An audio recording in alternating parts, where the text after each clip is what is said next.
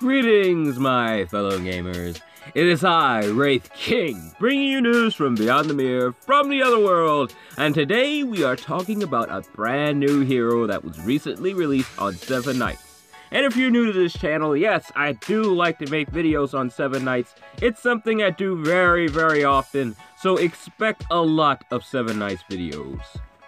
But without further ado, let's talk about Sera, master of... wait, what?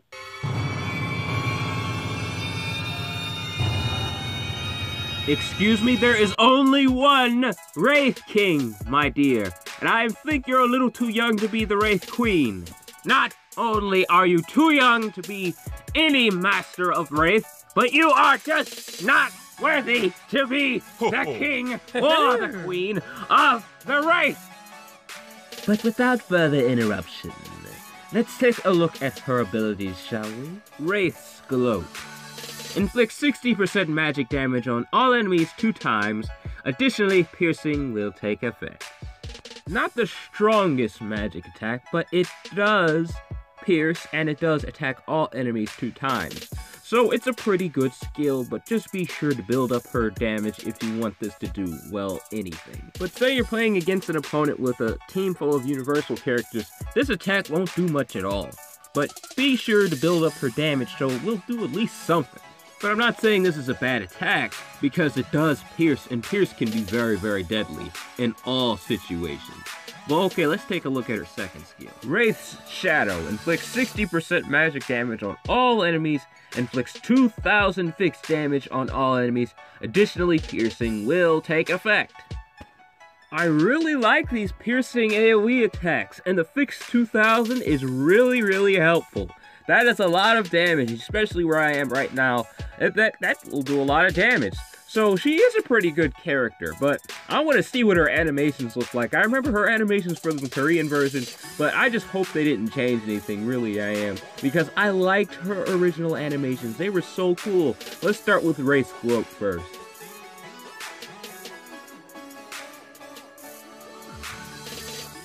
No, it doesn't look like they changed anything with that either. That's pretty cool.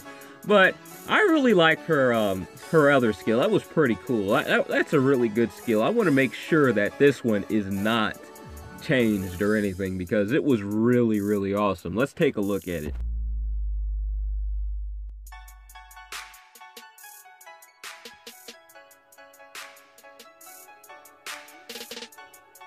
Alright, they didn't change it. Nice!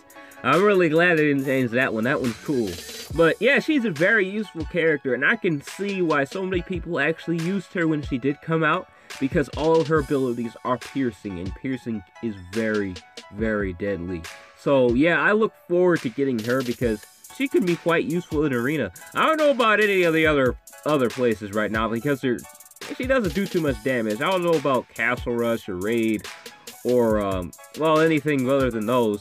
Tower, she could probably do decently. It wouldn't give her such a high grade in Tower, but she wouldn't be too bad of a character, really. She'd be pretty useful, and especially in Adventure and Arena, because that piercing is very, very deadly, and people like to put up the Void Shields in Arena, and you're going to run into that problem in Adventure. Trust me, there's going to be a lot of Void Shields in Adventure, and you're going to really want that piercing. So if you find her, you're pretty lucky. Try to give her some high damage items. So be sure to give her some raid items. Don't give her any of the weaker equipment like the Knight stuff or anything like that. The Knight stuff is pretty strong, but you want to get something really, really strong for her because 60% isn't a lot.